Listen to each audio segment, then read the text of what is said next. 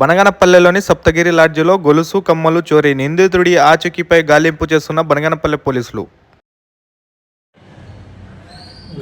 అందరికీ నమస్కారం.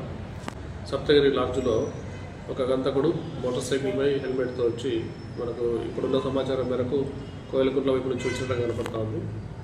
టౌన్లోకి మన బనగనపల్లి టౌన్లోకి 5:45 ప్రాంతంలో టౌన్లోకి ఎంటర్ అయిపోయి సప్తగిరి లాడ్జ్లోకి పోయి అక్కడ ఆ ఓనర్కి సంబంధించిన గొలుసుని దొంగతనం చేసుకొని చెవులు కూడా దొంగతనం చేసుకొని అన్ని మీద కొట్టి తీసుకొని పోవడం జరిగింది. అందుకు మనం కేసు నమోదు చేసి ఉన్నాము. కేసు నమోదు చేసిన తర్వాత దర్యాప్తులో భాగంగా మనం సీసీ ఫుటేజ్ టౌన్లో ఉండే మన సీసీ కెమెరాలని వెరిఫై చేస్తున్నాము. ఆ వెరిఫై చేయడంలో ఒక మోటార్ సైకిల్లో ఒక గంట గురించి హెల్మెట్ పెట్టుకొని వచ్చి టువర్డ్స్ ఇప్పుడు బయటకు పోయినట్లుగా కనపడతా ఉంది. పూర్తి వివరాలు ఈ దర్యాప్తులో మనం తెలియజేస్తాం.